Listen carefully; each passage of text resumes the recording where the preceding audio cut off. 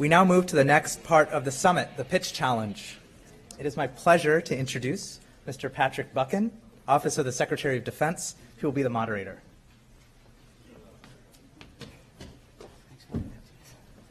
Well, hello, ladies and gentlemen. So welcome to the part of the morning that we've certainly been looking forward to. So yesterday we had Super Tuesday. Today's our little Super Wednesday. We're going to be doing 6 challenges for you. These will be moderated and judged by our eminent panel chaired by General Salva. We will then have a component called the People's Choice Awards. After the 6 challenges are pitched to you, you'll have the opportunity to vote. My colleagues will come up the side, will collect your ballots. So I ask you throughout the 6 today to remember which of the one you like the most, and we'll collect your votes. General, I would like to now hand over to you for your introductory remarks, sir.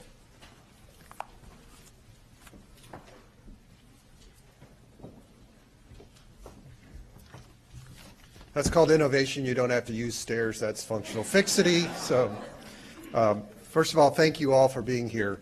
It's really a privilege to be part of this august panel that's going to judge this work. But remember, all of you are judges as well. I want to put today's events into a little bit of context. So I'm going to go back in history 40 years. It is about this day in March of 1976 that Steve Wozniak showed Steve Jobs this really cool circuit board that he thought would make personal computing different forever. And you know that story. They got together, the 2 Steves formed a company. That circuit board was the basis of the Apple I. 31 years ago, the first internet domain name was registered. It was called symbolics.com.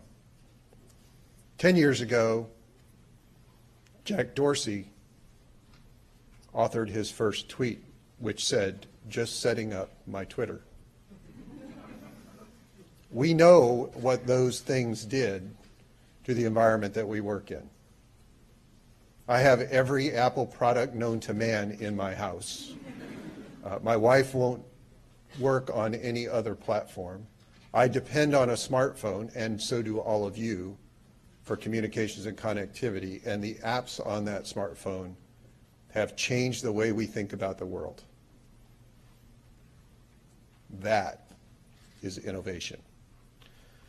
So today's pitch challenge is about those kinds of ideas. They may not be as earth-shattering as the 2 Steves sitting there staring at a circuit board, wondering if they were going to change the way we interact with our world, but they are certainly ideas of consequence. And we're going to get an opportunity to hear all of them. I'm joined today by Undersecretary of State for Economic Growth, Energy, and the Environment, Catherine Novelli, as one of our judges, and Mr. Eric Postel, the Associate Administrator of USAID, both of whom have worked in industry and are innovators in their own right. So let me reemphasize just a couple of things. Everybody that got here today got here because they have a good idea. There were over 1,000 service members from USAID, the Foreign Service, the Civil Service in the State Department, and DOD that brought over 500 ideas to judges to be vetted. 30 of those made it to the quarterfinals, 12 made it to the finals, and we're going to hear 6. Today, each team will have 7 minutes. I'm reiterating the rules because I was asked to do this. Every team will have 7 minutes to present their pitch. We will have 5 minutes, although I've heard 3, so I'm going to say somewhere between 3 and 5 minutes to ask questions to the 3 judges. And then we will render our votes. All of you are asked to vote as well on the ballots that are in your program so you can choose the People's Choice Award. Please be prompt because there are over 200 of you and we have to count all your ballots. Why am I here? Many of you would say I'm here because I'm the DOD guy. I actually have a foot in several different worlds. As the Vice Chairman of the Joint Chiefs, I am the DOD guy. But I also spent 3 years working with the State Department, traveling with Secretaries Rice and Clinton, working on then the Israeli-Palestinian Roadmap to Peace. I have more than a passing affiliation with the State Department. I spent most of my military career as a mid-level and senior officer as a director of mobility forces for disaster relief and assistance. I actually specialize in how we move disaster relief and assistance to disaster areas anywhere in the world. I participated in the relief of Hurricane Katrina here in this country. I participated in the relief of an Iranian earthquake. I participated in USAID's effort after the tsunami in Thailand and the earthquake in Pakistan, to name just a few. So I have a foot in every one of these worlds, and I'm very interested in how we make ourselves better at what we do in diplomacy, defense, and development. So with that, let's hear the first presentation.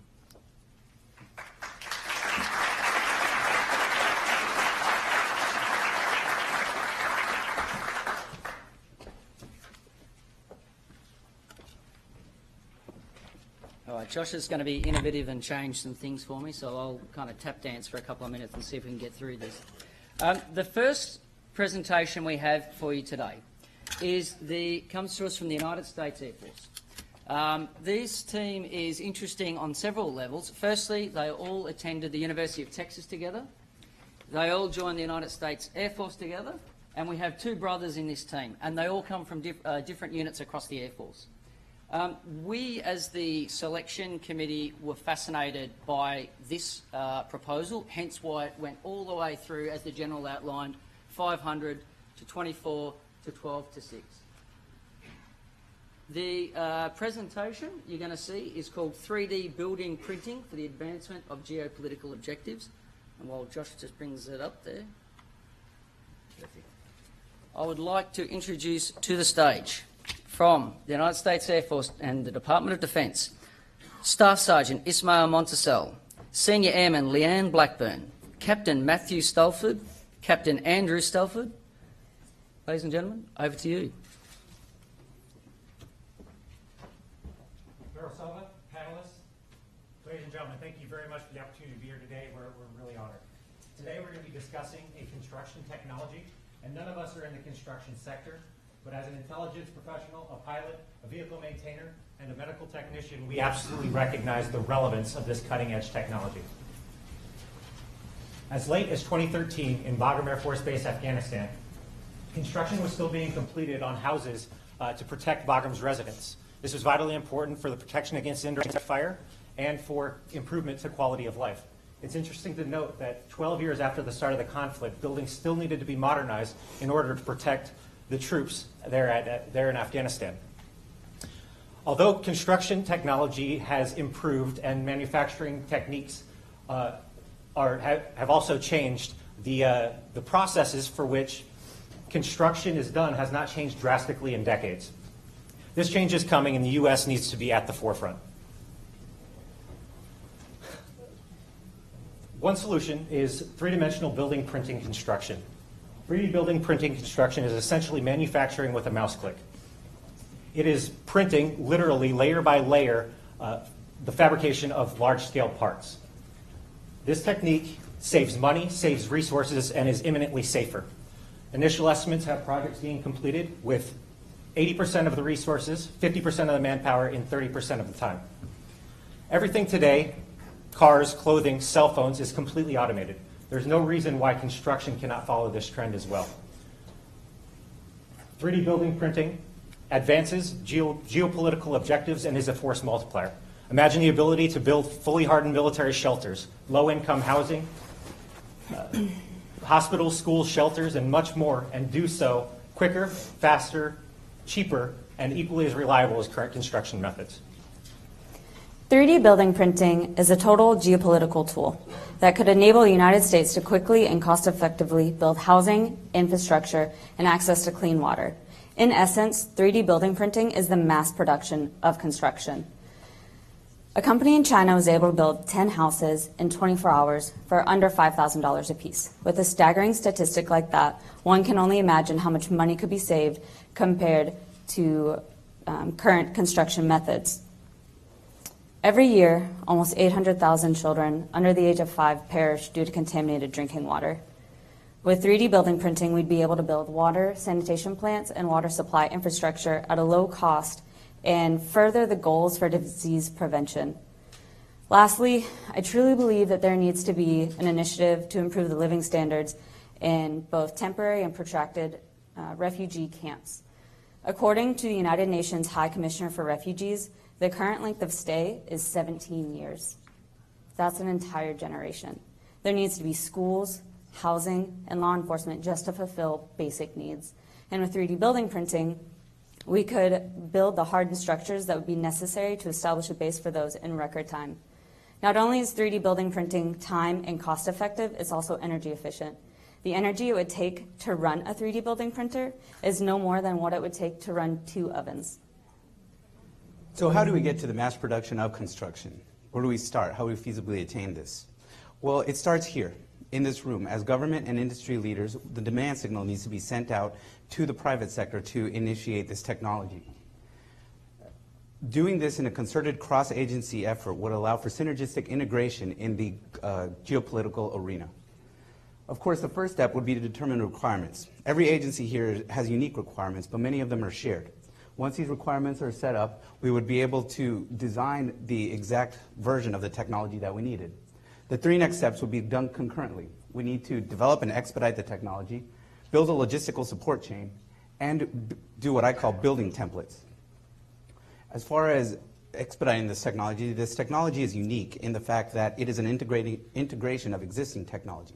So proper allocation of resources would allow for easy expediting of this technology. It's interesting to note that while the U.S. was the first one to basically start spearheading this technology, other developing nations have quickly seen its potential. And if the U.S. wants to stay ahead in this technology, we need to support it correctly. Then logistical support chains. This technology is only as good as our ability to support it. By its very nature, it will be sent to deployed environments where existing infrastructure does not exist. So the logistical support chain needs to be done very concretely and expeditiously to support this technology. Finally, what I call building templates. Building a library of building templates would allow us to essentially have a library of blueprints, each for a different mission set, each one designed so that depending on the mission, we are able to just choose what we need. It truly encapsulates the idea of construction with a click. Once we do this, we will integrate it and deploy it. Once we deploy it, we will put it into, more than likely, initial units like Red Horse, Army Corps of Engineers, and Naval Construction Battalions. But Department of State and USAID agencies would quickly follow suit and use it for their missions. This technology can really redefine the way we think about construction in this century. The U.S. must capitalize and lead the way and aggressively support 3D building printing as a total geopolitical tool. The United States government needs to keep up with a fast-moving market and implement a new paradigm across all platforms and within all facets of its global strategy. Ultimately, with the use of this technology, with building printing technology, it is important to remember that competitive nations have recognized the importance of this technology and that the United States needs to leverage building printing in order to maintain as well as improve upon our strategic advantage. Construction has always been a critical factor in determining the geopolitical success of nations, from the ancient Romans to the British Empire, whose colonial construction allowed for vast and powerful expansion. And while advances in manufacturing have been fast and dynamic, advances in construction have been slow by comparison. A drastic change in the construction techniques is necessary in order to further our objectives of defense, diplomacy, and development. Ultimately, with the help of this technology, the United States could lead the way or choose to be left behind with this emerging technology. So with that, I'd like to pose a question to the audience. Which of these images do you believe to be a product of building printing? Spoiler alert, they all are. One easy way to remember this is hashtag 3D for D3. It's pretty dope. Can we answer any of your questions?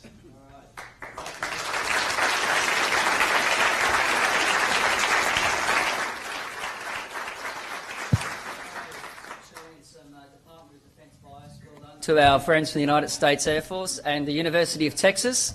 I, of course, have a strong Texan accent.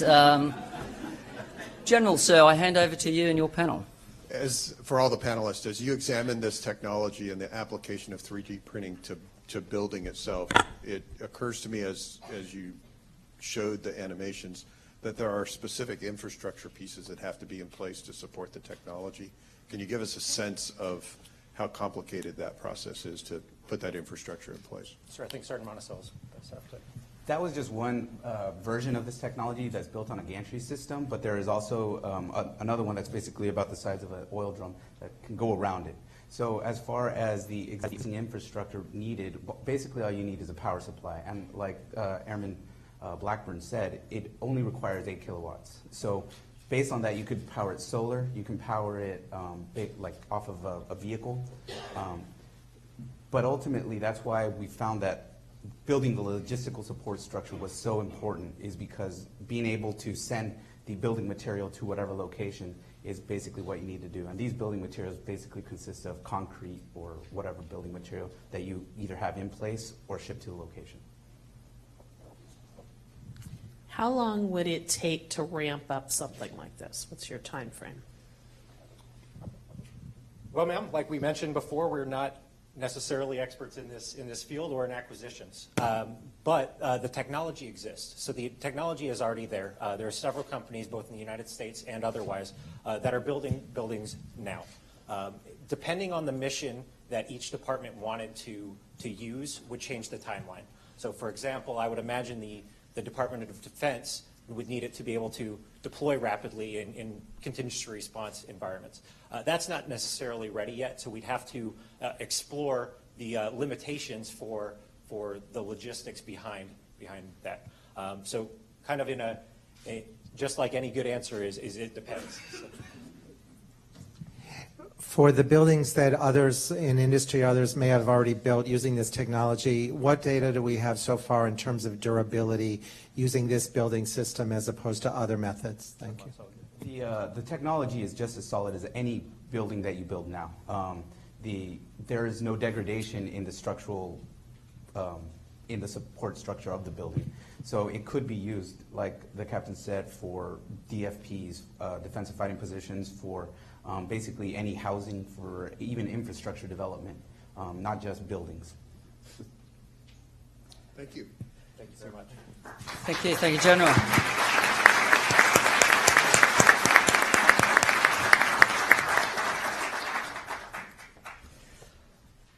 Okay, so 1 down, 5 to go. Now, I would just like to note what we will do at the end of the 6. We will have all 6 teams on stage. I saw a few hands going up for questions and answers. We will get all 6 at the end before you've cast your ballots. We'll have them on stage, and then we'll throw to the audience for about a 15-minute question and answer session for you to be able to ask your questions of the teams. Okay, so team number 2.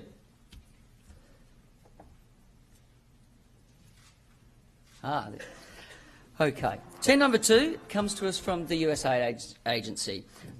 This certainly grabbed us as the final selection committee for its immediate applicability and, of course, its ability to impact across the 3 Ds, defence, diplomacy and development.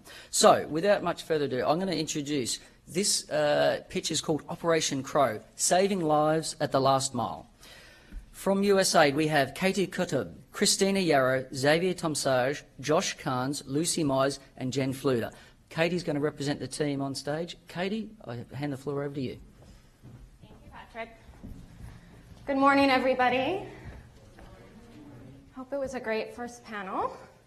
So I'm guessing that very few people in this room, let me get to my slide, have ever been sick, needed to hurry to a pharmacy or a doctor, and worried, oh, what if they don't have the medication that I need? Unfortunately, that is not the reality for millions of people living at what we call the last mile. Our vision for Operation Crow is to bring life-saving commodities to people living at the last mile as the crow flies using UAVs, also known as drones.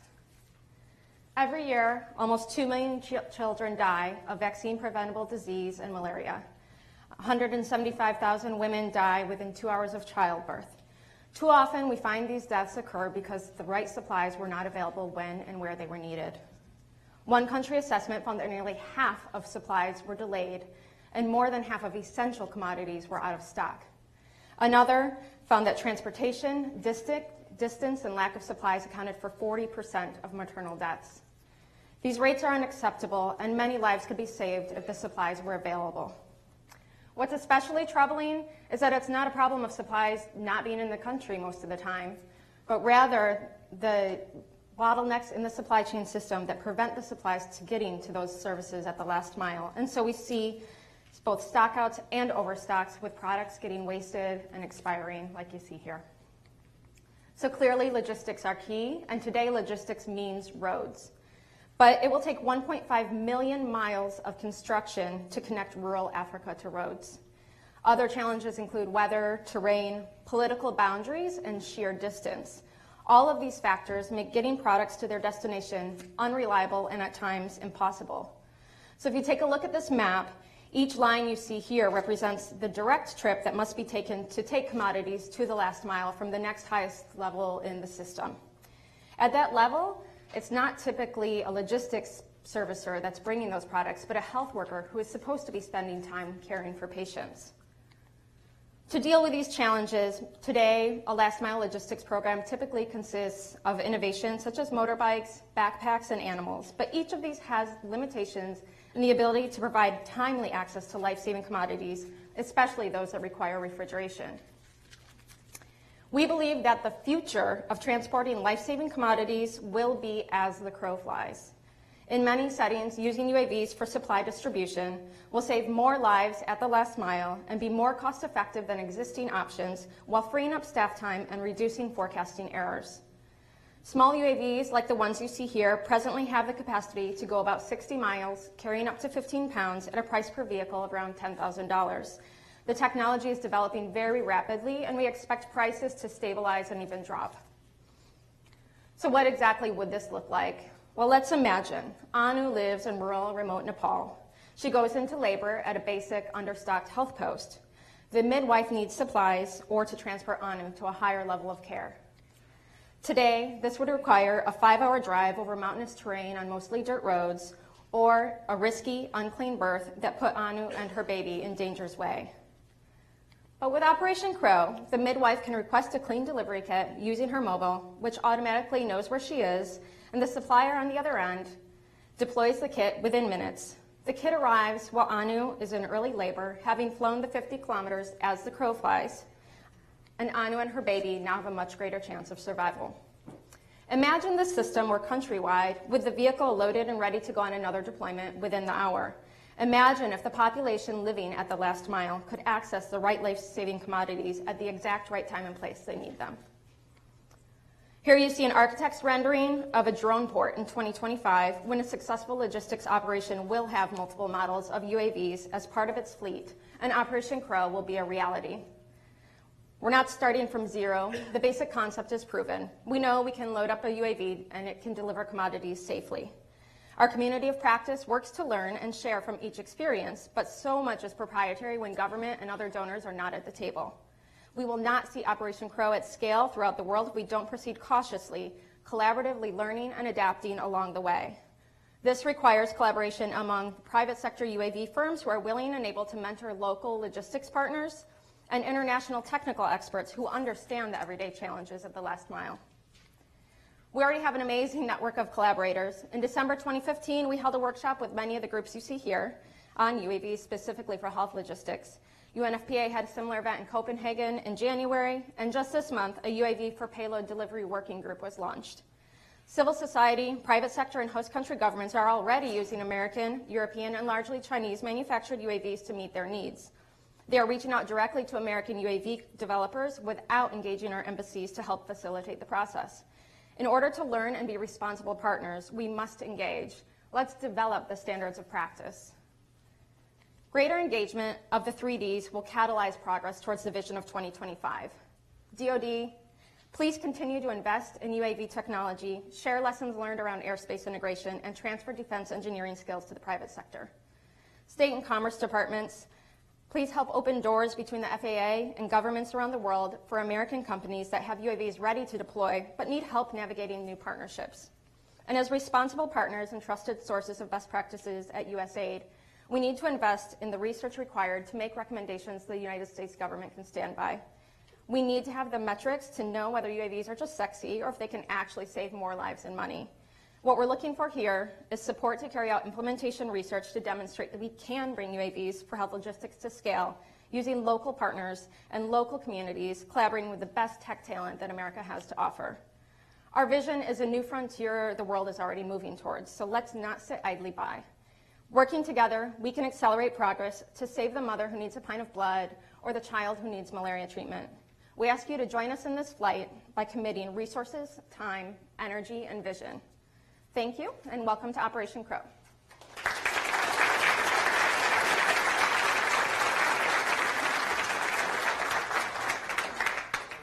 Way to go, Katie, coming up here on your own and presenting a fantastic pitch to and to her wonderful team. A fantastic pitch to not only our senior panel, but you, Katie's, and the team's colleagues. So, General, Sir, I hand over to you and your panel. Katie, did your team have an opportunity to look at the potential this might have to affect local supply chains, not only to move medicine, but to get local commercial partners in some of these remote areas to collaborate on building the supply chains that would support you? Definitely. You know, the USAID and other donors' engagement, I think, is just kind of a start. There's already groups that are bringing their UAVs out to test whether it's feasible to actually do this, but we would definitely want to see that host country ownership. I think there's great potential for building the private sector, not just in logistics and not just in health, but in so many uses of UAVs and having UAVs as a service providers throughout the world. Have you guys looked at the regulatory aspects of this, since this is something actually we just talked to the EU about yesterday? Absolutely. So there's multiple sides of the regulations. There's export regulations and needing to make sure anything going out of the U.S. is within ITAR regs and standards, and that can't be turned in weaponized or anything. There's the airspace regulation is a huge barrier to doing pilot studies right now because countries are waiting to develop their UAV policy. They're waiting to see what the U.S. does. But the U.S. has 26,000 flights a day, and a lot of the countries we're working in have much, much less than that, and it's not U.S. airspace regulations aren't necessarily going to be the model that they're going to want to adopt. Europe is doing a little different process, and so we're working on engaging all those different partners and also engaging through USAID in the work we've done on telecom policy development. What lessons have they learned, and how might those be applied to the airspace regs? What do you know about, and what would be the concept in terms of the scaling of this on the receiving end? Because you have these central distribution points, which on their end they would have a lot of flights and they would have somebody who would have been trained, but now you have 10,000 or 100,000 recipients who have to fly it back, and how do they learn how to fly it back? Well, a lot of the UAVs that are being developed have an autonomous return, so they can be programmed to return back to the site that they're deployed from or recalled. They can also be programmed to self-destruct should they not end up where they were supposed to go. And a lot of it's fairly simple technology to get launched, smartphone applications, SMS applications and stuff. So we think there's a lot of opportunity for cross-training of people, some job shifting because health workers will be able to provide patient care instead of bikes.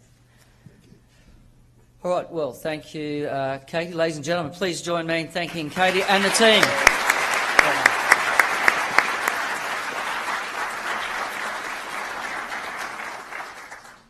We'll allow a moment for the panel to cast their votes before we introduce our third team for the day. The third team for the day was fascinating to us as a panel, the selection panel. Across the three agencies we had representation.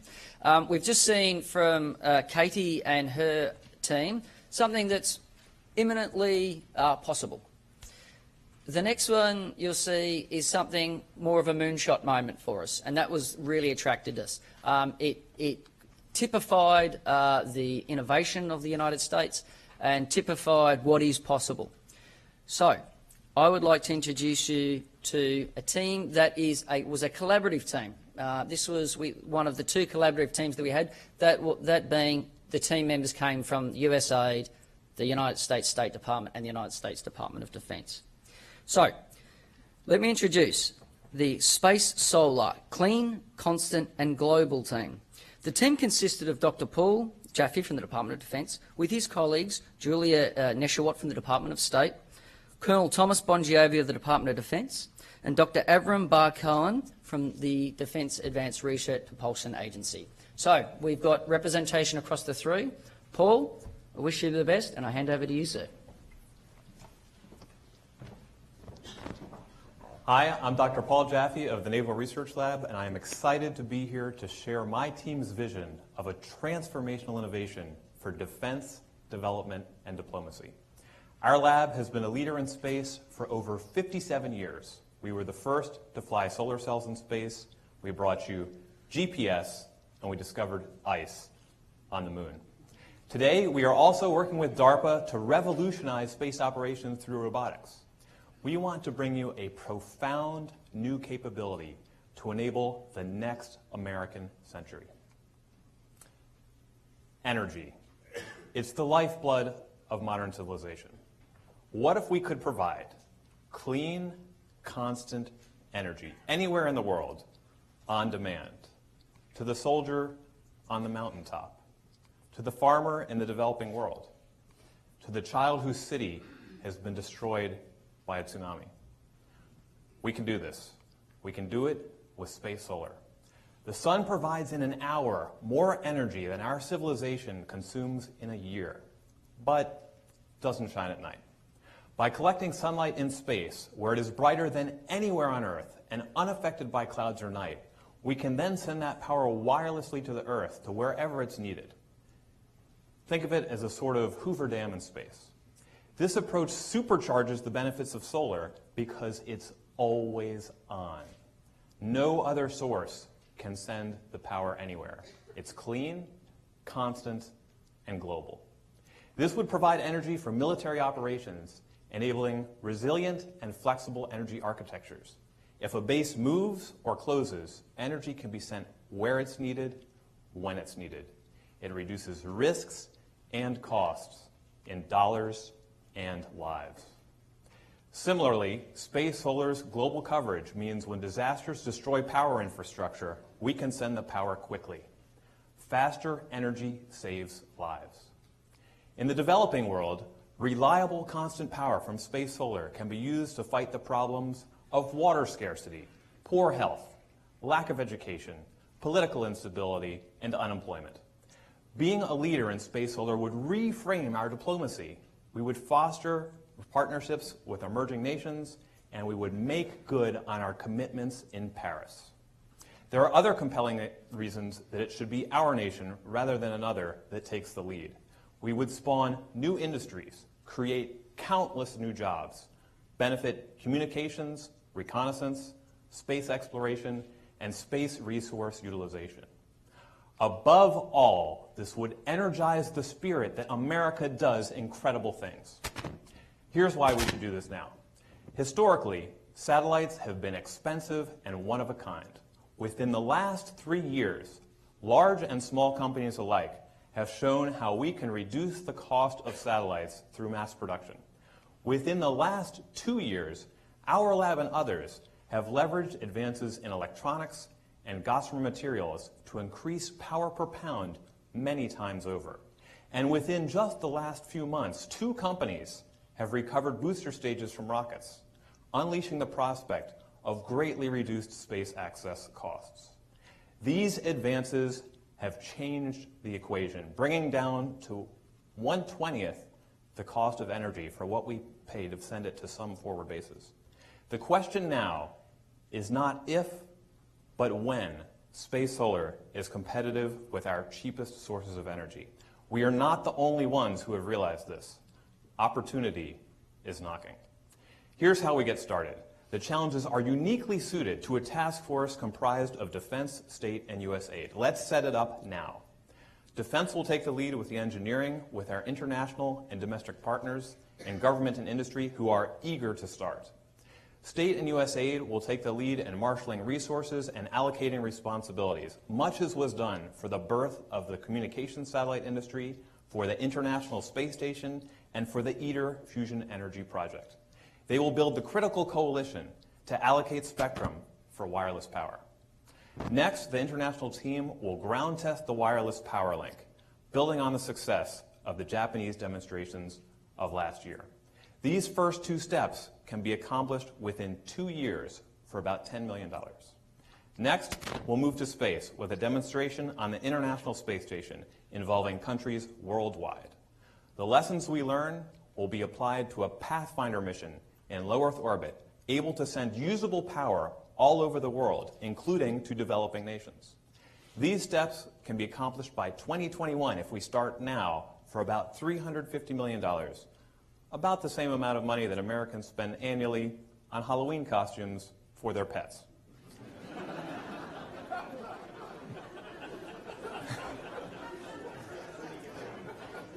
The development phase culminates with a pilot plant in geosynchronous orbit with the capacity to power over 150,000 homes. This can be built for about $10 billion, or less than a quarter of the cost of the Three Gorges Dam. Energy costs are low now, largely because of the availability of finite fossil fuels. Whether they run out in 10 years or 100 years, they will run out, and our nation must have a sustainable source to turn to. We don't want to exchange our dependence on foreign oil for a dependence on foreign space solar.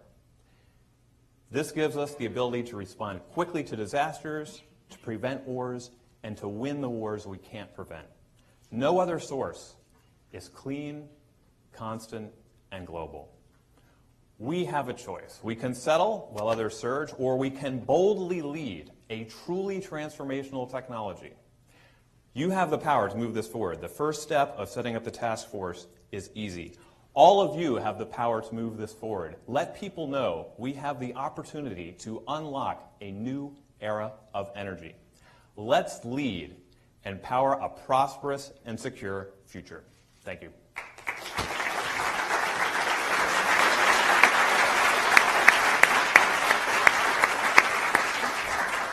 So I'll tell you what, if you're ever feeling sort of not optimistic about the future, get a guy like Paul around and he'll change your views pretty quickly.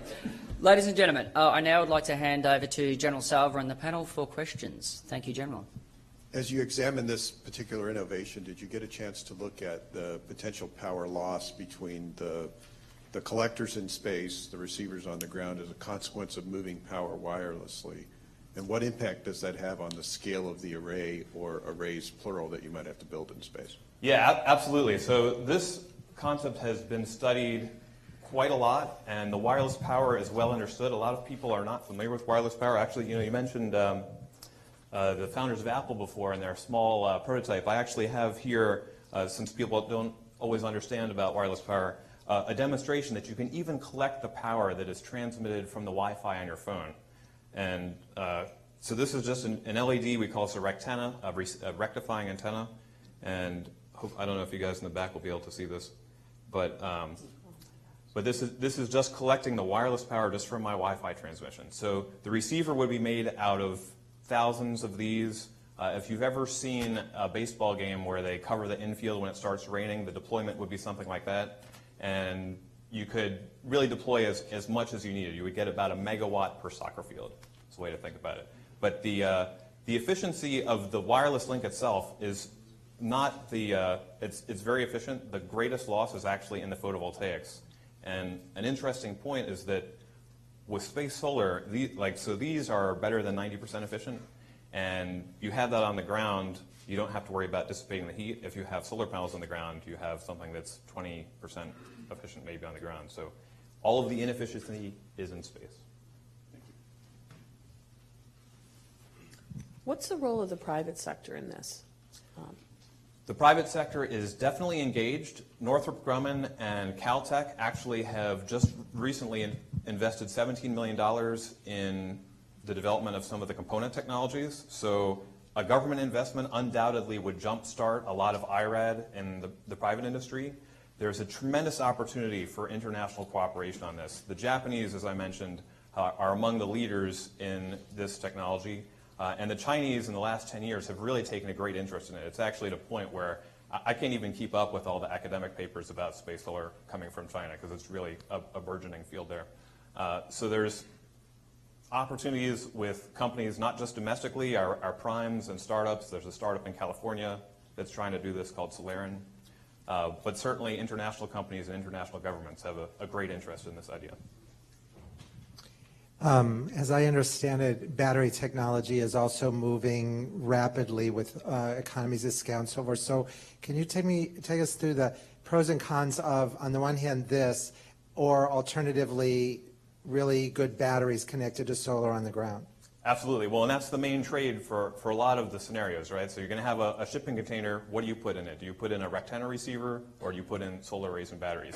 And one of the problems, like, storage is great, and it has made improvements. We've been working on it for literally hundreds of years. You still don't know when you're going to have that long, cloudy week that's going to make it so your battery's empty and you're done, right? This is continuous, so you have it all the time. Solar and batteries are fabulous if you're in the desert at noon. Most places are not the desert at noon. Thank you. Thanks. Paul, thank you.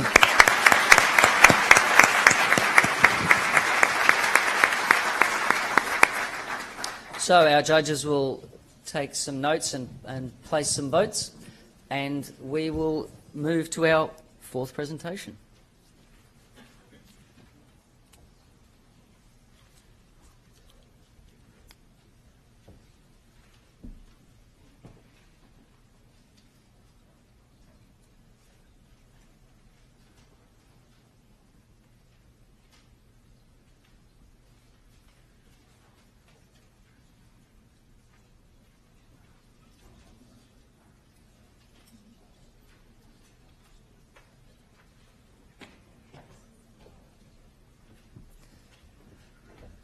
All right, so we come to the fourth presentation for the morning. Coming to us from USAID is Ms. Alana Maselli. Alana's presentation really, for the selection panel to get to this six, really interested us because, again, it hit across those three, the defence, the diplomacy and the development initiatives. Alana had just recently returned from a posting with USAID down in Guatemala. And as you'll see from the presentation, what she learned down there, she's applied in her thinking and in the innovative concept that she's come up with. So, Alana, well, please welcome to the stage. We wish you all the best, and over to you.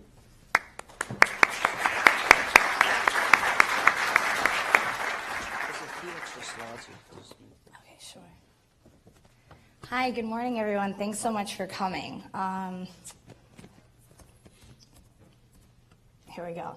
My name is Lana Marsili, and I will be presenting on how access to social platforms and existing technologies in the informal economy can bring dark data to light, impacting urban development and citizen engagement with markets and the government globally. So, this presentation will examine how structuring and managing dark data through geographic planning and technology integration in informal economies can positively impact the developing world. So let me take a second to define dark data for you all. Dark data refers to information that is produced daily in urban centers. It's not managed or utilized for urban planning. It's often disparate and hidden in plain sight. Informal economies, I'm referring to economies where licit and illicit trade takes place, often operating largely outside of the auspice of the government, legal, and regulatory frameworks. For this presentation, I'm going to focus on Monterrey, Mexico's informal economy, and I encourage you to use the hashtag LightTheMatchD3 as you think about other places in the world that could benefit from greater integration on internet platforms. So the street that you see on the screen here is Colegio Civil. It looks pretty barren on Google Maps, so if you went to Monterrey tomorrow, you probably wouldn't think to stop there. But on this slide, I've mapped out what's actually happening on Colegio Civil in Monterrey. It's a street bustling with nearly 100 enterprises connected to the world through smartphones, yet missing many of the benefits of that connection. These 100 enterprises are not alone. In fact, the informal enterprises make up about 90% of Mexico's domestic economy and 70 to 90% of the workforce in the developing world. That means that billions of people and trillions of dollars are connected to the internet, yet operating on the edge of the formal network. A web of dark data that has the keys to understanding crime, business, livelihood, and social interaction is not being untangled, and the internet, which has the potential to connect people to resources in the government, is being underutilized. So let's take a minute to focus on what these statistics mean. That means that $2 trillion is produced annually in the informal economy, resulting in a tax loss of $612 billion per year. 70 to 90% of our workforce is stuck in this economy. The State Department's Global Connect initiative will bring 1.5 billion people online by 2020. So that means that 4.7 billion people will be online. But we have to ask ourselves, are they just connected, or how are we looking at creative and sustainable ways to integrate them onto internet platforms?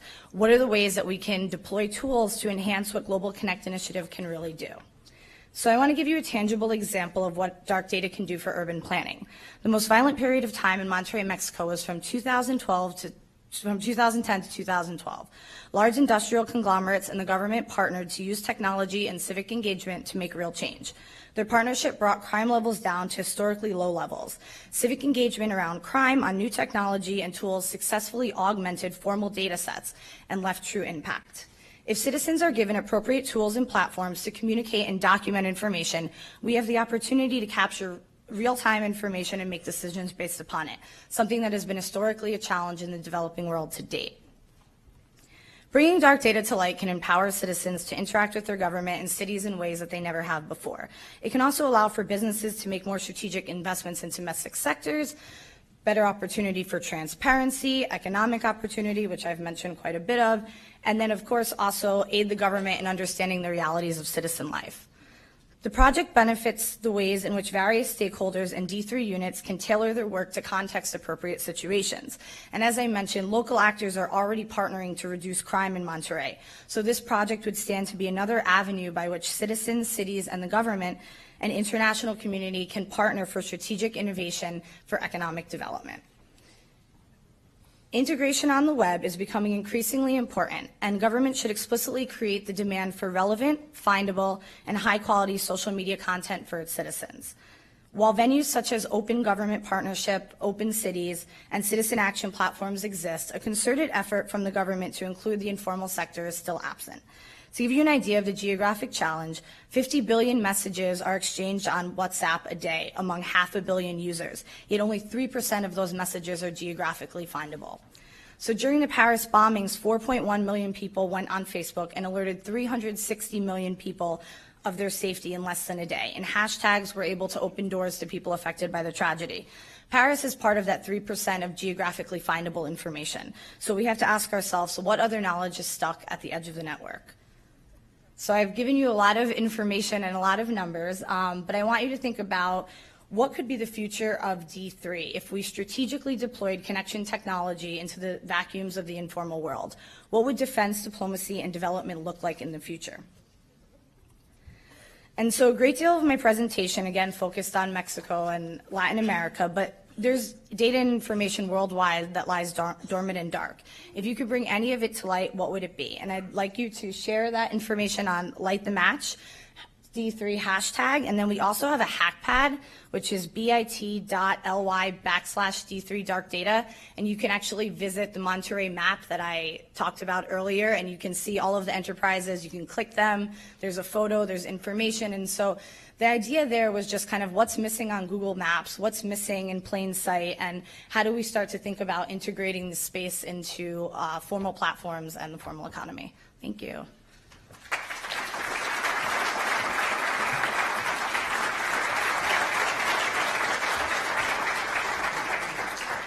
So I'm clearly still living in 2015 because I only found out yesterday what a hack pad was, thanks to Alana. So, okay. Ladies and gentlemen, we now hand over to General Salva and the panel for questions. Thank you, Thank General. you for the presentation. As you worked this idea around, did you consider the possibility that a lot of the people that live in the dark data, that live off of the net, don't want to be found? And what solutions did you come up with? Sure, definitely. That's always like a big thing. So I look at kind of the world on an A through E scale, A and B being your kind of multinationals, very wealthy, and then C through E, everybody outside of that in the developing world. And so kind of when I focused on this research, I was looking at urban centers and that C level. So they have enough money to benefit from being part of a formal economy, yet they've been excluded for varying political and economic reasons. And so I think that would really be the focus. And the D and E level, I mean, perhaps maybe the top of the D, but yeah, I mean, it's not beneficial for everybody to be part of a formal economy or to be found, especially the illicit sector would probably want to try to avoid that. But then there are other, health and services that could benefit. For example, public health suffers a lot from the informal economy. And so if you go into any city in Lima and you've eaten there, you probably don't want to know where your food's been at 3 o'clock in the morning before it made it there. So these are just different movements that we need to start to make for urban development. I'm just curious, there's a lot of apps that are already developed, crowdsourced, et cetera. How would you envision, this is a massive thing, how would you envision collecting all this data? Who would collect it? How would it be packaged? Sure. So how I kind of envisioned it was strategic deployment of that information. So for example, that's why I picked Monterey. They're an open city, they're an open government, and they're an ally of the US. So their best interest is to make data available to citizens to take part in urban planning.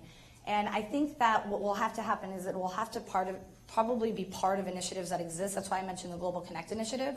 So as we're looking at connectivity, are we also thinking about, do people know how to use Facebook? Do people know how to use Twitter? Are we thinking about how we're monitoring that information the way that we're monitoring information that's happening in Paris and the United States? So I think small scale tied to other projects where we have collaborative efforts already going on will benefit.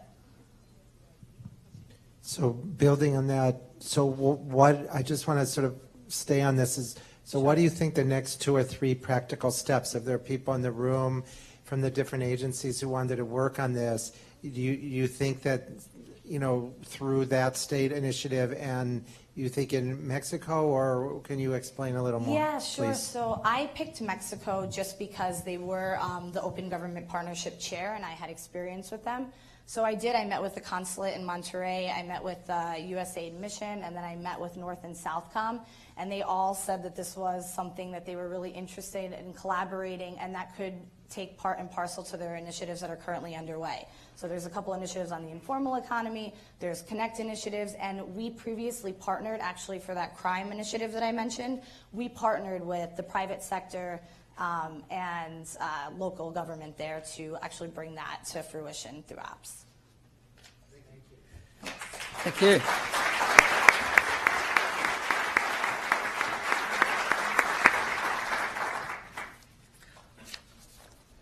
Okay, now to number 5, the second last one of the day. Again, this team was a collaborative team, so across the three agencies. I would like to introduce. Sorry, we're just doing our final votes.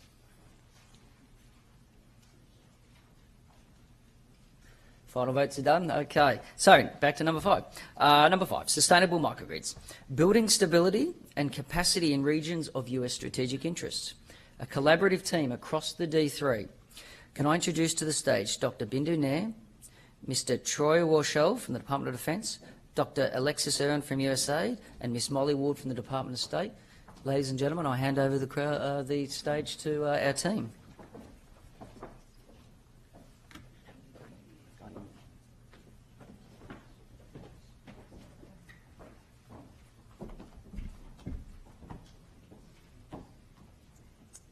So, thank you for the opportunity. We're almost up, and when we're up, we'll thank you again for the opportunity.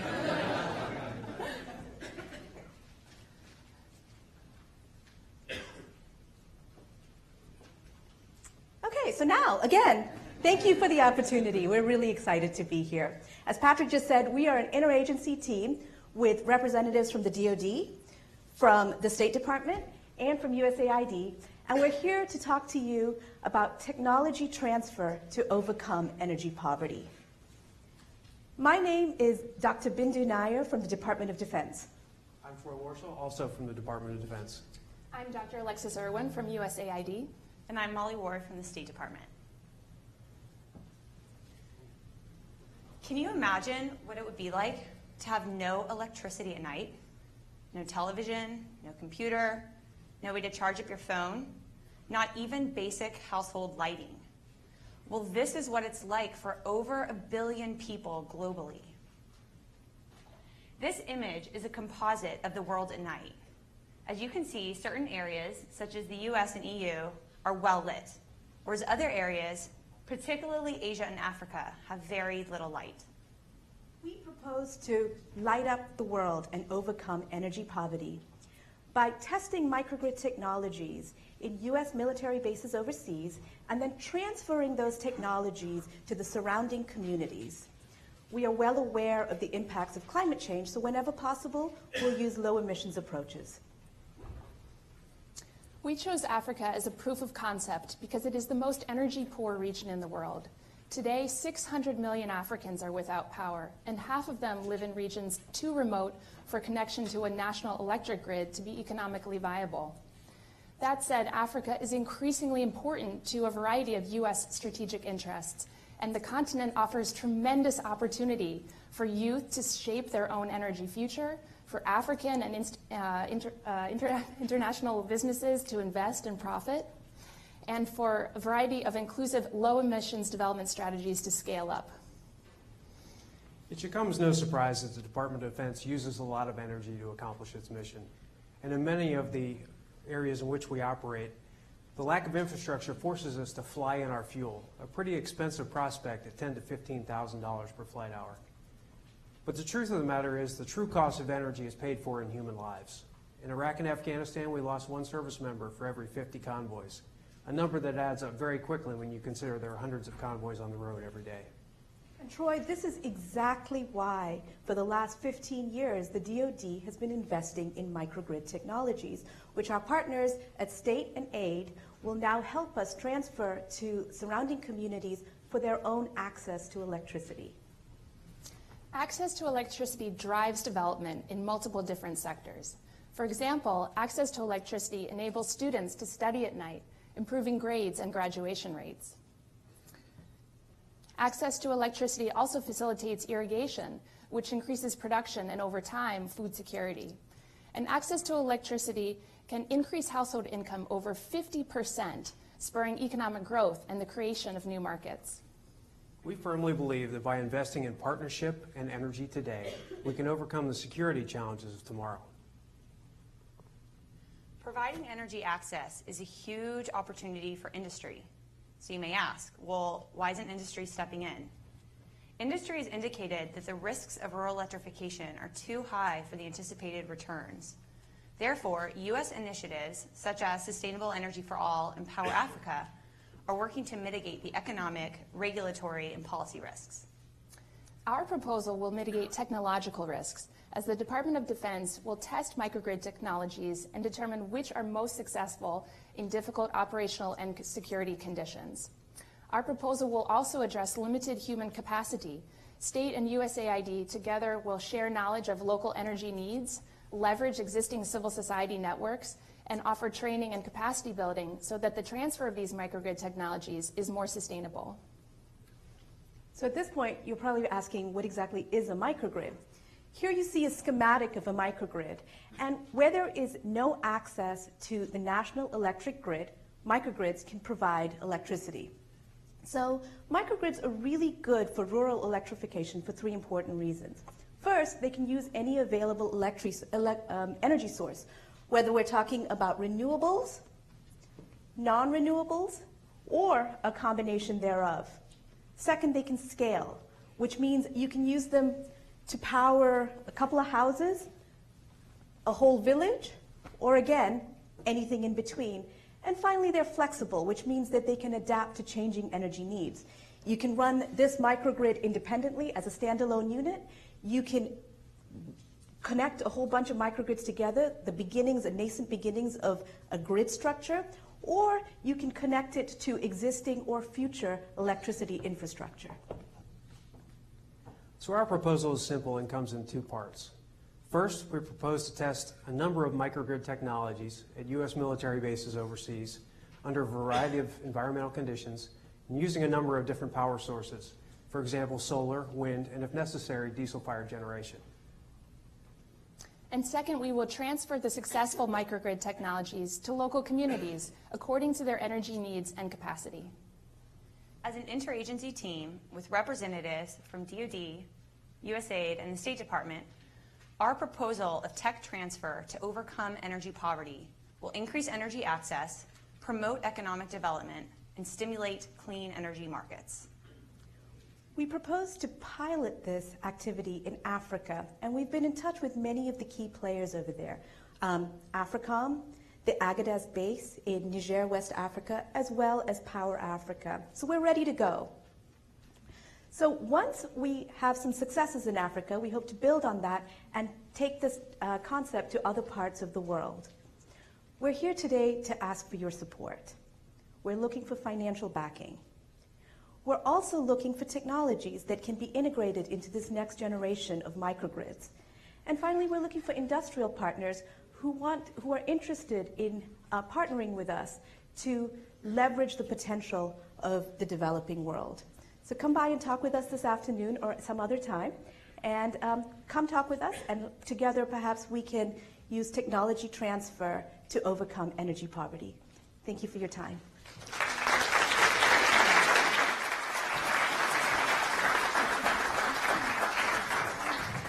So thank you, Bindu, Troy, Alexis, and Molly. That was fantastic. General, so I hand over to you and your panel. As you looked at the receptivity of this technology to rural, isolated areas, can you give us a sense of what sort of storage and distribution mechanisms you looked at or intend to look at as you build out the micro grid technologies that you would transfer? So, sir, if we could hand this over to the State Department and or to USAID, because I believe that they have already been putting microgrids into rural parts of the world, and maybe they can talk to that. Sure. Alexis, do you want to go first?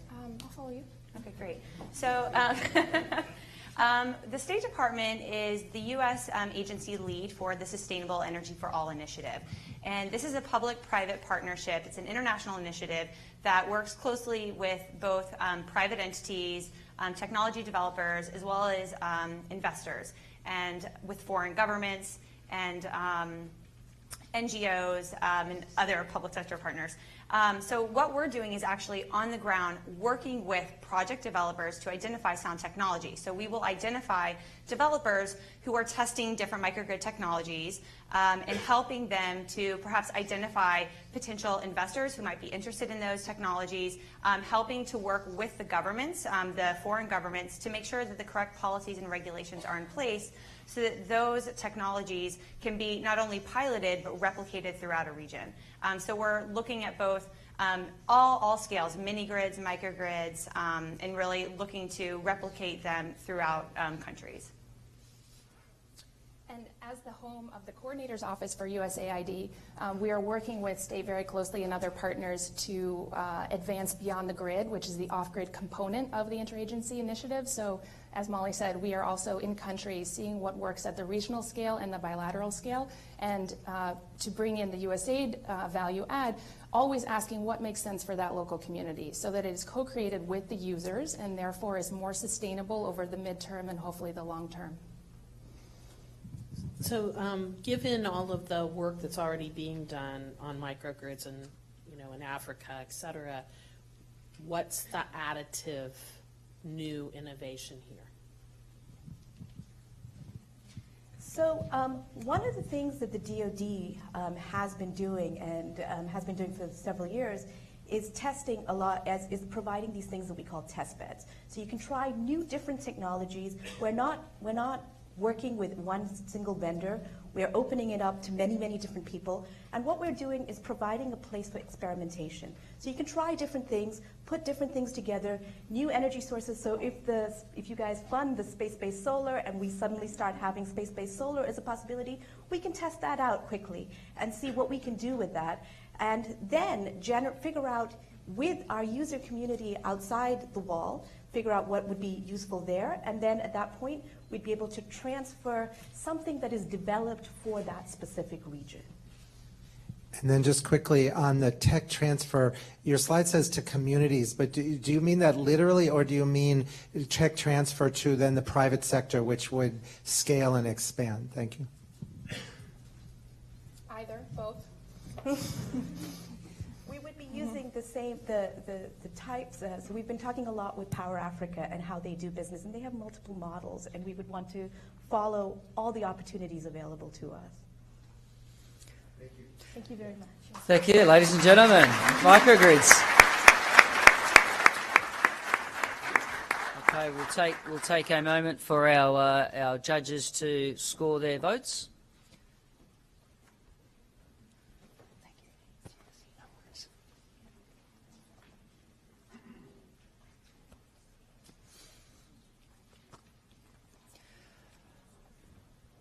Okay, ladies and gentlemen, now we come to the final presentation for the morning and of the pitch challenge component. I'll just take a quick moment to remind you your People's Choice ballots are there in your handouts, and I hope you've been following each of those ones, so you cast your ballot at the end. The final one we have today is one of those things, I guess, that's we've seen in recent years sadly required. The applicability we have on this one is not only here in the United States, but we as a panel found it interesting for its applicability to United States bases here, United States bases overseas, United States embassies and missions and consulates around the world. Additionally, we also saw some benefit for expansion beyond that out into perhaps the school sector or something like that. So this was fascinating to us. And I would like to introduce the Active Shooter Protection System team from the Department of Defense, the United States Air Force. We have Captain Chris Perrin, First Lieutenant Evan Glowiak. I was reminded to say lieutenant, not lieutenant, and I think I've been very good so far. Here we go. Gentlemen, welcome. Just again, Captain Chris Perrin, First Lieutenant Evan Glowiak, First Lieutenant Dan Gunderson, First Lieutenant Carlos Horner, First Lieutenant Andrew Hyde, First Lieutenant Bruce von Niederhausen. Gentlemen, I hand over to you. Good luck.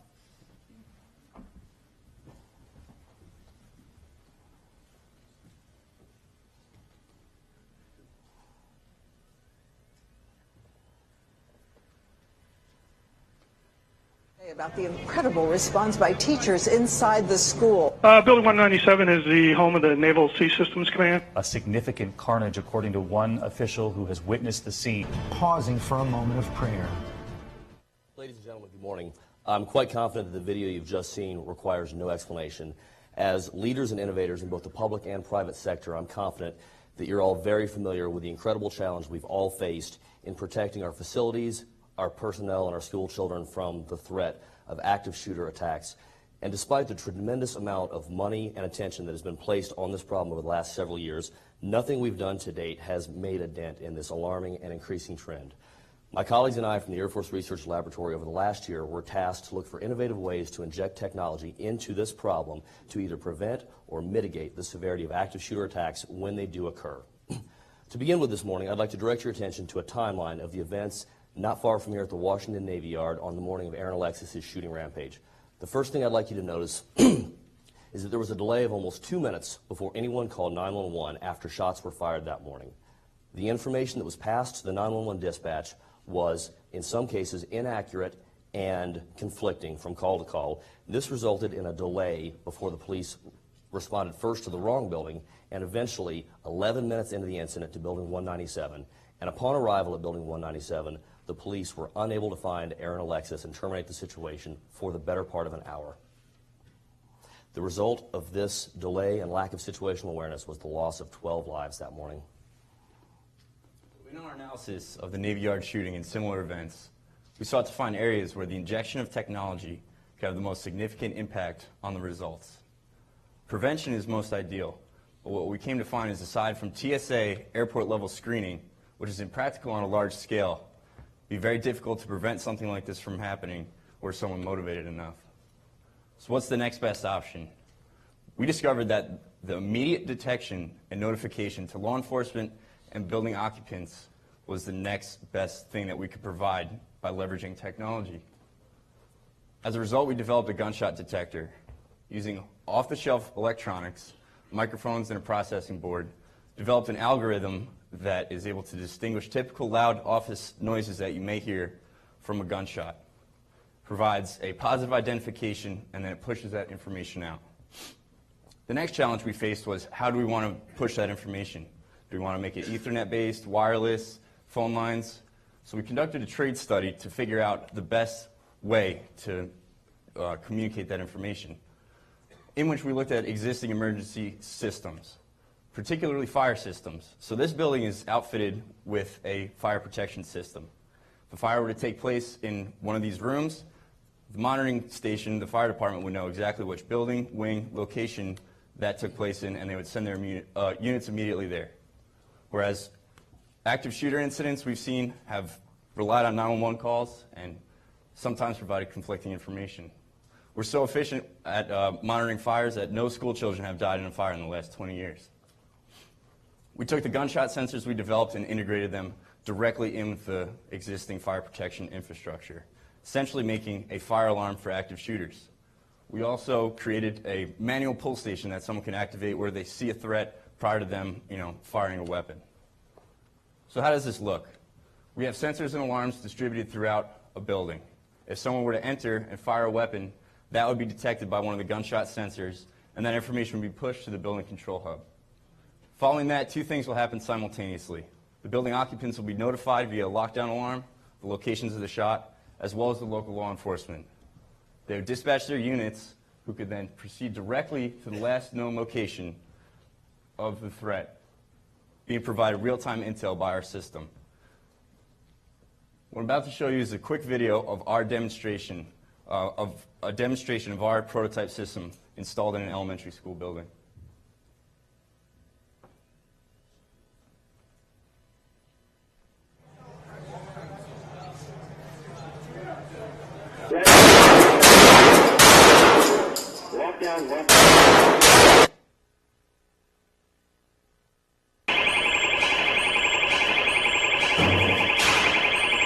Gunshot detected cafeteria, gunshot detected kitchen. System in action, we'd like to direct your attention again to the timeline of the Navy Yard so we can take a look at how the presence of gunshot detection technology might have affected the outcome of the attack that morning. As you'll recall, there was a delay of over 60 minutes between shots fired and shooter down that morning. We believe that with a gunshot detection system installed, an automated and immediate notification of both the law enforcement and the building occupants so that they could take immediate action to lock and barricade their doors, we believe that there's the potential the police could have been on scene in 5 minutes or less, given that they arrived to the wrong building in 7 minutes, even with the presence of inaccurate information. Additionally, the building occupants would have immediately taken action to protect themselves. We believe that altogether this may have prevented the loss of as many as 9 of the 12 lives that morning. Now, looking at the bigger picture, one of the great things about using the fire protection system as our integration architecture is that it is already in every public building in North America and most of the world, and it's all standardized, just like in this building. You'll very soon see a prototype. We could plug it in this room today, and if someone fired a gun, it would register with your security center and the fire department and police department. An additional advantage is the scalability that these systems are already built to be remotely monitored by police and fire departments, and in most cases already are. We also have a prototype which can be monitored remotely from anywhere in the world. I'm sure one of the biggest question marks everyone has in their mind is how much does this cost? And if you look at these business cases here, you'll see that we already plan on spending $5 to $7 per square foot on fire protection in all public buildings in the United States by law. Our cost estimates project that to plug these detectors into the existing systems, we're looking at about an additional 25 cents per square foot.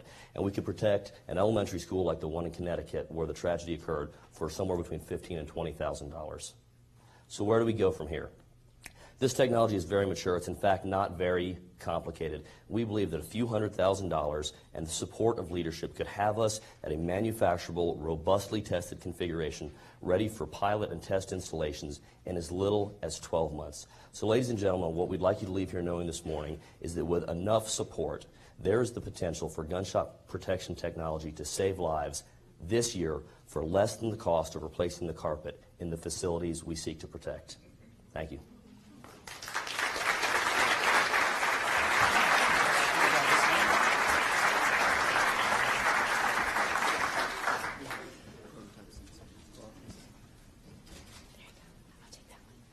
Okay, so as you've seen, the lieutenants have taken forward the system for the panel to have a look at. And a couple of their colleagues will join us on the stage for the question session. General, thank you, sir. So as you examined this technology and looked at integrating it into existing fire control architectures, did you take a look at the construction of our embassies overseas and whether or not the same standards are applied to the fire protection panels and the emergency responder notification systems in those embassies? Yes, sir. Good question. That was something that in our research and looking into the panels that we used and integrated these sensors in with, we actually found out that this technology was originally developed. There was a company that, with the help of the government, developed this technology for use in embassies. So it was actually kind of where it had its start, this remote monitoring, and so it naturally followed that we would try to piggyback on that system. And obviously you have to have fire alarms by, building code regulations, et cetera.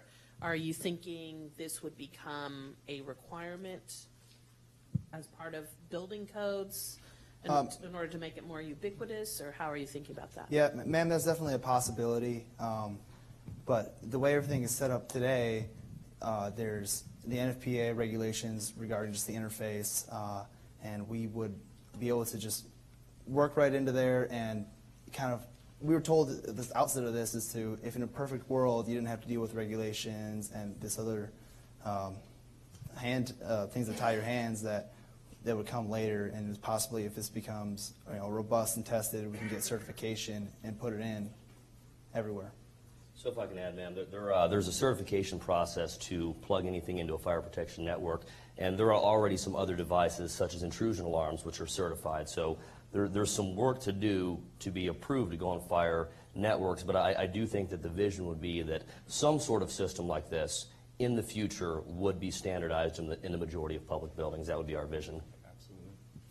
If I understand this correctly, the detector is basically a microphone. So what protections are put in place to make sure, got to ask the question, to make sure that people couldn't hack into a microphone and use it to pick up other things that they'd want to pick up? So fire protection systems already have microphones built in them. So integrating within the fire protection systems that we use now would have the same safeguards that a regular smoke detector would, or where an enunciator would have as well. Other built-in safeguards that we have is the microprocessors that are already within the sensors themselves. And those are the ones I can think of. Open it up to anybody else. If I could just add to that, sir. The way that we set up our system, each sensor is a standalone unit. So it doesn't relay the audio information back to a central server, so it wouldn't really be able to be hacked. But everything is self-contained within the unit, and it runs through the algorithm and the processing within the unit, and then it just outputs a positive yes or no identification. It's a sample in milliseconds, sir. Mm-hmm. Thank you.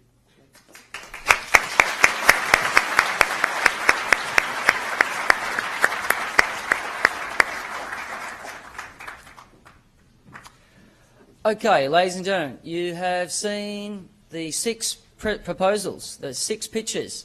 I now ask you to cast your ballots. My colleagues are going to walk up and down the aisles. Could I ask you to pass your ballots to the end of the aisles? We'll take a couple of minutes. Just check the winner. There's no 1, 2, 3, 4, no hanging charge or anything like that. Just a cross, please, on the winner, on your preference. What we'll do here, we're running 25 minutes ahead of time, so innovation is a good thing. We will take your ballots. I ask you to hold in place. Once we've done that, I'm going to bring on the other teams onto the stage. I'm going to open it to the floor for 10 minutes of questions for you. So please think up of your questions while you pass your ballots forward.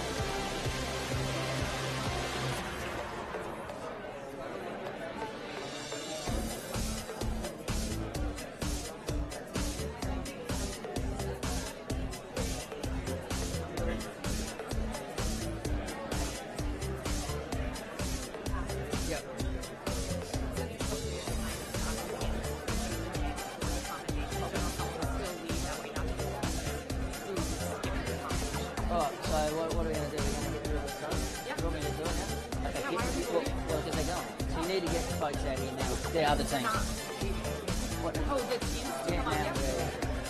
Ladies and gentlemen, if I could ask, I know some of you need to dash off, but if I could ask you to stay for 5 minutes of questions and answers, but most importantly, if I could ask you to stay in place, because we are going to present the People's Choice Award, and we are going to also, General Salva will stay to present the People's Choice Award and the other awards. So I'm going to bring the other contestants on stage.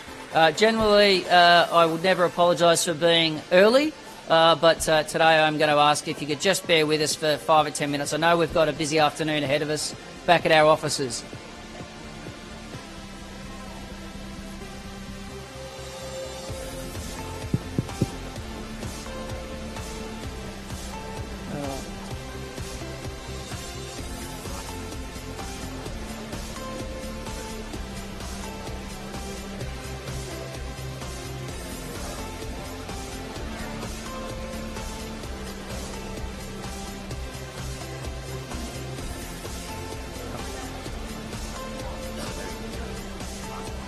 Yep.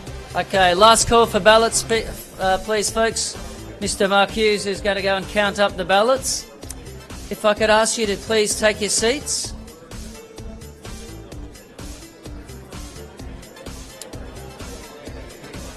All right, ladies and gentlemen, I'm going to introduce to the stage the contestants from the 6 pitch challenges. I will then open the floor.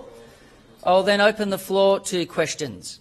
Okay, please, the teams, if you could come on. It's going to be crowded up here, but we'll have some folks down the front, sitting down the front. The Air Force to the fore. Thank you, gentlemen. Okay, we've got about 19 people, so this is going to get interesting, but we'll remain innovative and flexible.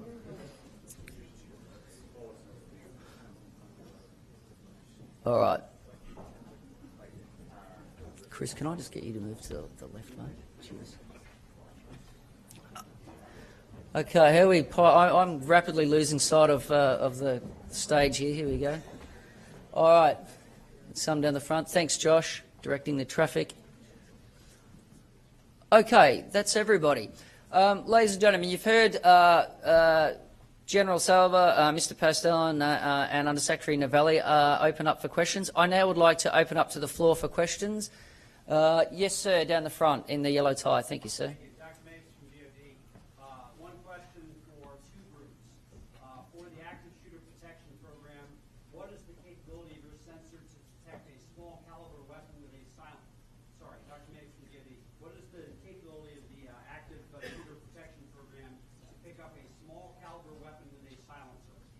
Well, sir, that's actually one of our favorite questions. We get it quite a bit, and the answer is there is quite a bit of capability. If you've ever been around a silenced weapon, it's not nearly as quiet as most people think it is. It's really a suppressor, not a silencer. And perhaps more importantly than that, the documented use of silencers in crimes is incredibly rare. So if we can get the 99% of potential threats that do not use a silencer, and probably the one that does, which will probably never happen, we'll be quite happy with that. Thank you. My second question for Dr. Nair from DoD. What is the ability of the DoD to accept experimental grids at deployed locations to investigate the ability to use them? As a deployed commander, I would think that might be a hard sell to take something on that wasn't necessarily a proven technology. Thank you. So, Troy, do you want to try this one? Sure. Yeah. Well, sir, thanks very much for a difficult question.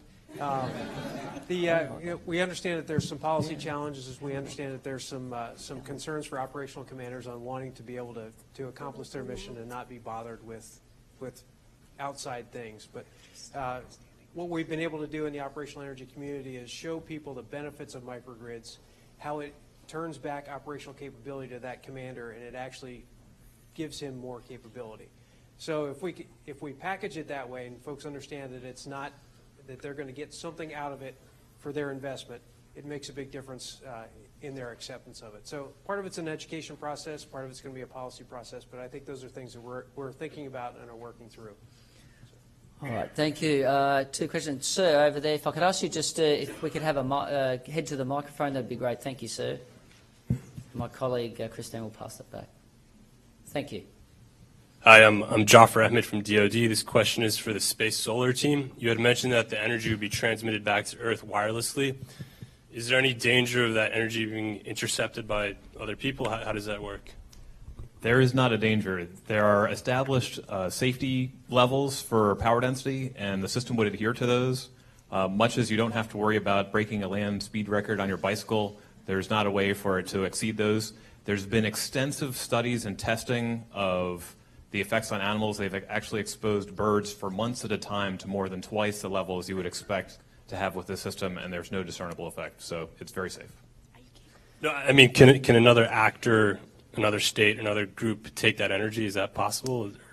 So I'll get a little technical here. The way the beam is controlled is by a means called retrodirective control. There's a pilot signal sent up from the middle of the receiving station that goes to the satellite, and it basically tells the beam where to go. If you've driven at night and you see the street signs look to be very bright even though there's no active lighting in them, it's because the light from your headlights is being directed straight back towards your car using a similar scheme. So with that, the beam is going to go where you want it to go.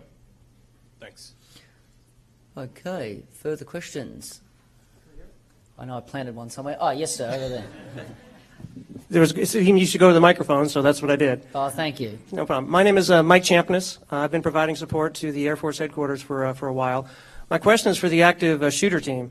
There's no question the technology is very compelling. The need is very, very important, particularly in schools domestically.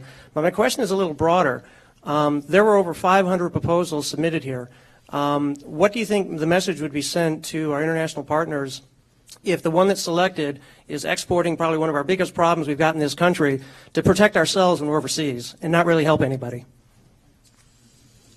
Well, sir, that is a tough question. I appreciate it. I think more than what it physically does, it also provides a peace of mind and an element of safety that is currently lacking right now in schools and our office buildings.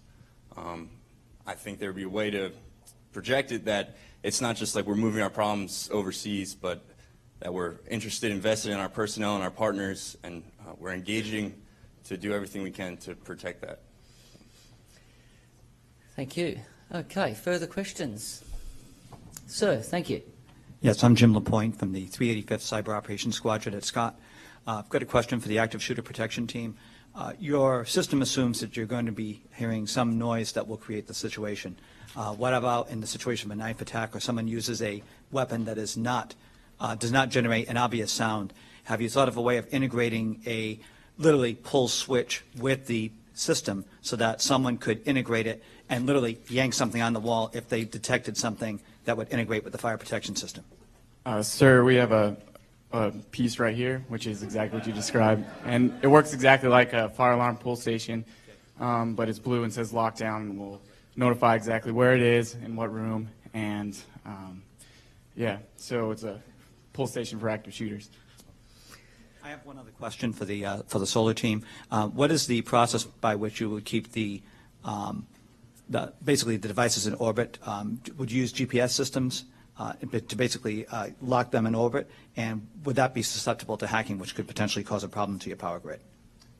The satellite would be in geosynchronous orbit, which means it effectively is over the same spot on Earth all of the time. It would require station keeping, as all spacecraft in geosynchronous orbit do.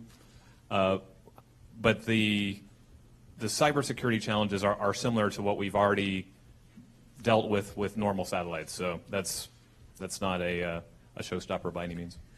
Thank you. Thank you. Okay, I think we've got time for two more questions. Yes, sir. Over here, sir, in the striped tie. We can relay the question. Thank you.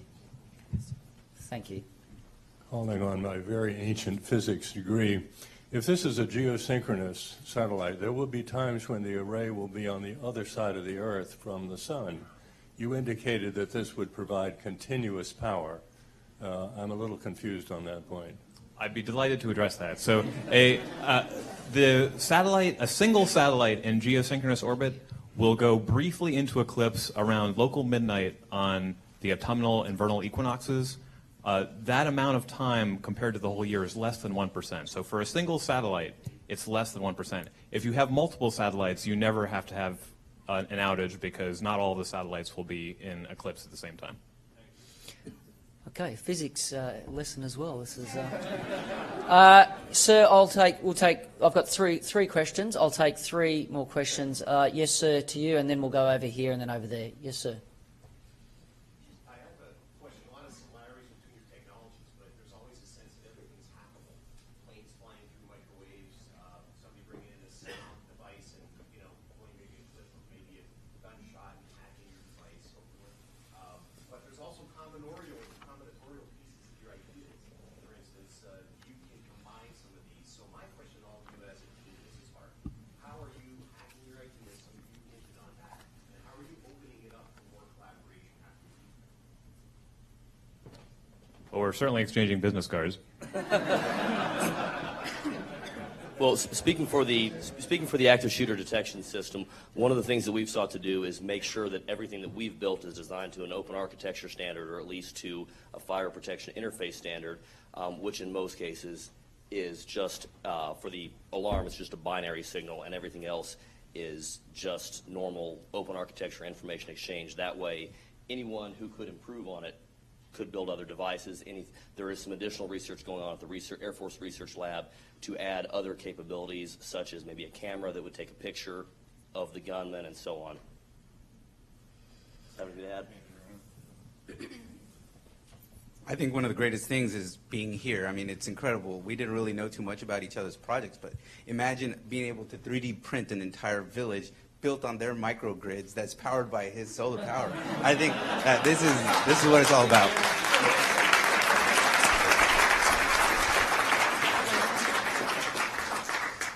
On the UAV side, I mean, so this is our first time all meeting, and so certainly we're talking and learning what each other are doing. UAVs for health logistics are just one example of using UAVs for humanitarian development work. And we've had a lot of conversations on dual purposing. So if you can fly in Wi-Fi, or you can do mapping when it's en route, but then we struggle with whether dual purposing violates the purpose, and if you put a camera or sensors or whatever on the UAV that's supposed to be just providing commodities, if governments are going to be receptive to that or not. So it's a dialogue we continue to have, and now we have new friends to have that with. Okay, have we got a question over here? Andy Goodhart from OSD. I'm Andy Goodhart from Defense Strategy. For the Space Solar team, in your mock-up you show sort of the downlink station, for lack of a better term, and there appeared to be quite a bit of infrastructure coming away from it. And so I'm wondering, for an austere location, or for a humanitarian disaster situation, how much has to be on the ground in order to make use of that energy that you're bringing down from space? So honestly, you can take advantage of as much of the downlink beam as you want. I mentioned the receiving element. You can easily pack up an enormous number of these in a deployable, like something you could roll out. And if you have a soccer field's worth, that's about 1 megawatt. And you can use as many or as few as those as you would want. And there have actually been studies done both domestically and internationally about how the deployment of these would work and how you would ship them and where you should pre-position them to be most advantageous in responding to disasters. Thank you, Andy. Over here, yes, this is for the Operation Crow team. Your benefits obviously are there with using the unmanned systems to deliver the system, but that will require a large logistical hub, as you described. Will that hub, do you envision that as being a U.S.-run organization, more of integrated in with a partner such as an Amazon or Google, or do you see it as more of an education campaign to develop host nation capability? Thank you. It's a good question. We certainly see a mix. So today, logistics in a country, we have some countries like Ethiopia where the entire health logistics supply chain it's all government-owned vehicles. We have other countries where they're contracting out to 3PLs, third-party logistics companies. And we see UAVs as being another vehicle in the fleet. So whoever's transporting goods is deciding whether they're using the motorcycle or the drone on that day. In this early testing period, I think we would probably stay more with the companies who are manufacturing the UAVs, who have lots of Silicon Valley money to do that. They would probably retain ownership for safety purposes, because we don't want to encourage investment if it's not proven yet, and other reasons. But long term, I think it'll be a large mix. Okay, sir in the yellow tie. We're ready to go. I will take one more.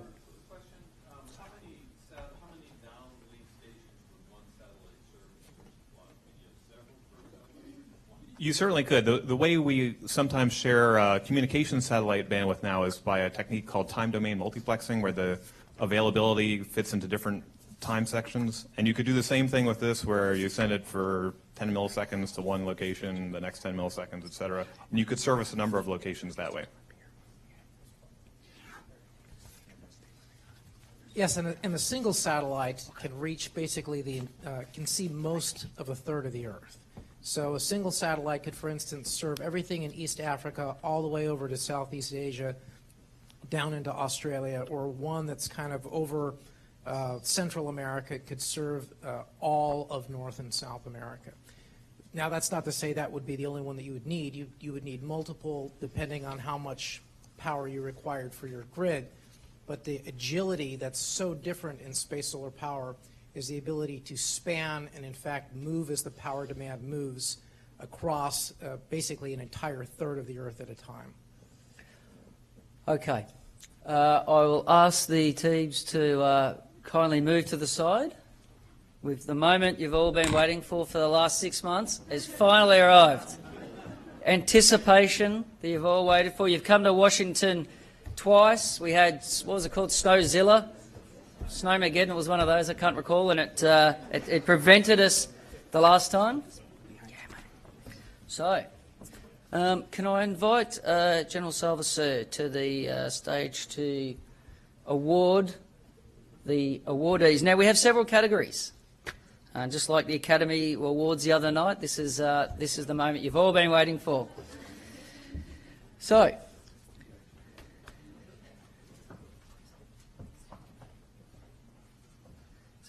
thank you, Mr. Bastel and Under Secretary Novelli. Thank you, ma'am. Thank you. Thank you, sir. This is a team sport.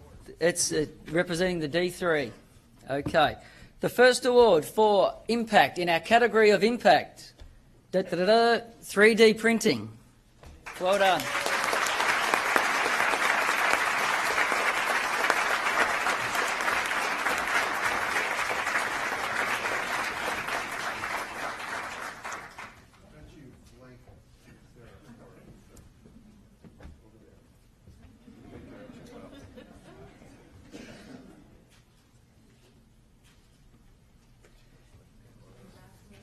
Excellent. Thank you. Well done. Congratulations, well done. Okay, in the award for innovation, it goes to Space-Based Solar.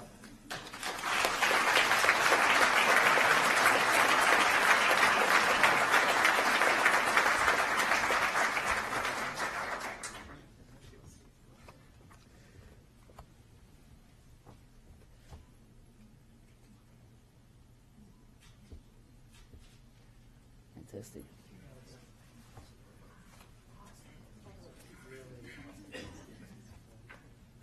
Congratulations.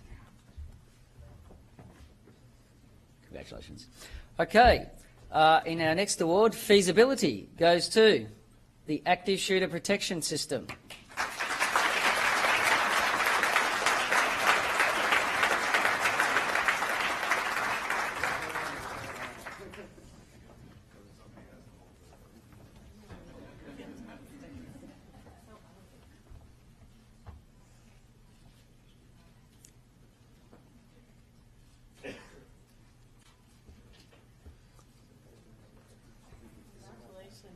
Well done, gentlemen.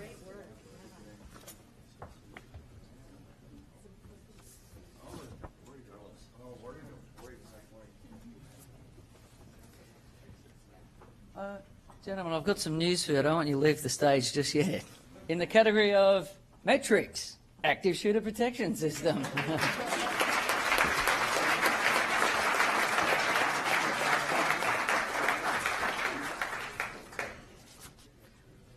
Okay.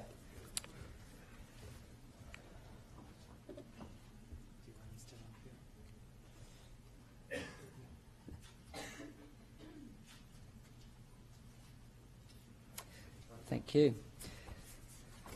Sorry, gentlemen, this time. Okay. 2 more awards before we get to the People's Choice. The presentation award goes to Space-Based Solar.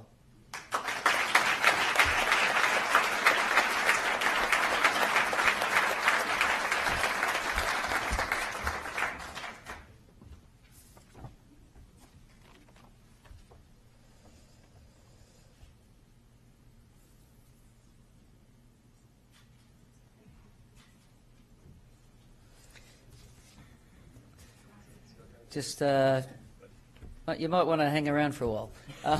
Collaboration, Space-Based Solar.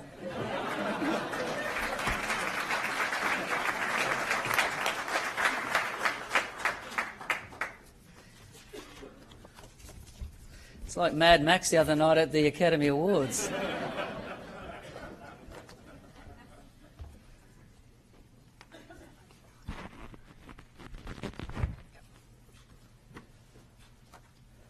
Okay, final award for the night, the day. People's Choice Award, Space-Based Solar.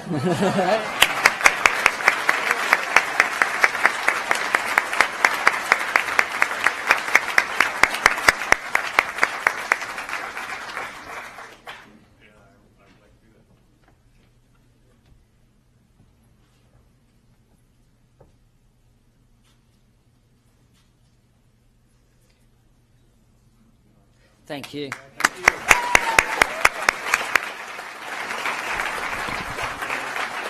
Thanks. Thank you.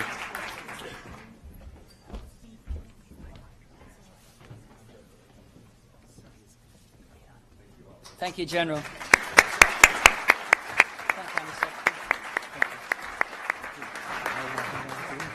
Thank you.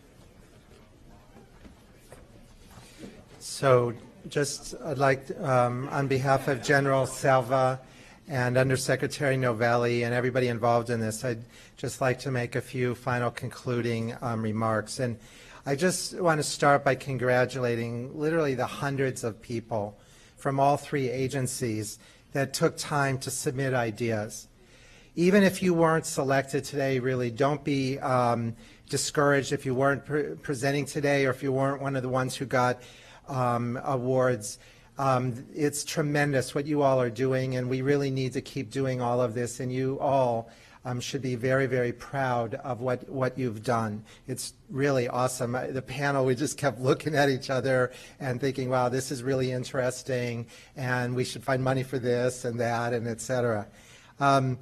And as General Salva said in his opening remarks, I would want to reiterate that America has an unparalleled legacy in innovation, technology, and advancement, and one that has guided all of our departments and agencies for a long time. The United States is safer and stronger when fewer people face destitution, when our trading partners are flourishing, when nations around the world can withstand crisis, and when societies are freer, more democratic, more inclusive, and protect the basic rights and human dignity of all citizens. This summit today highlights how innovative thinking and collaboration might help us better tackle tough issues that matter the most, things like energy, safety, health care, and everything else. There's already a long legacy of immense collaboration among the State Department, the Department of Defense, and USAID, from top to bottom on things that concern our nation's security and prosperity, whether it's the day-to-day workings of the federal government. I would guess that right now there's 20 meetings going on in this building where DOD and USAID people are present or over at the Pentagon and so forth. And also to deal with the big crises that come along all too frequently these days. And all you have to do is think about the Ebola response, to think about what these 3 agencies and departments did together in a big way that made a difference for the American people and made a difference for hundreds of thousands of Africans in those 3 affected countries, but also other places where people were worried that it was going to be spread. So collaboration on innovation is just another step in all that, and it's a very important step. I'd like to thank General Salva and Undersecretary Novelli for joining with me to judge these during this challenge. And I can tell you that the three of us work all the time on a whole of government D3 basis on all kinds of issues, whether it's what's going on in a particular country or wildlife trafficking, you name it. The 6 teams here today were selected, as you heard, from more than 500 submissions on these proposals, and you didn't make it easy on us, let me tell you. And this is not the finish line, right? This is a step in the journey, and I'm sure that General Salva and Undersecretary Novelli would join me in saying that we'd like to hear back in 6 to 12 months, first of all, from the audience. You know, what do you think of this? And are any of these things making another step down the road towards realities? The panel hopes that we'll use rigorous monitoring and evaluation and around some of the next steps in the pilots, and then we can have a strong sense of what should go to scale and things like that. And finally, I'd like to thank all of you here today, including the folks joining us from the live stream. For your interest, for your dedication to innovation and collaboration. That is crucial to success. So I urge all of you to take the next step to support innovation across all 3 agencies. You can count on a lot of senior leaders like the 3 of us to support that. Let's all look at what these 6 groups had to present, and let's figure out when we go back to our offices, what next steps might be and how we might be able to help them. Just an example, I was thrilled to hear the UAV thing because I've been wondering what the possibilities were, so I just learned a lot from you all just today. It takes, having been in a startup, having worked in the company that was the first company or anybody in the world to clone, if you could believe it, cattle and pigs in the hopes of making drugs in them for human beings, and having had my own startup and being in the energy sector, I know personally that it takes courage and determination and long hours to be innovators. So let's support all of these folks, and let's all continue to be open to innovation and not just business as usual. So thank you all very, very much for coming and everything you've done.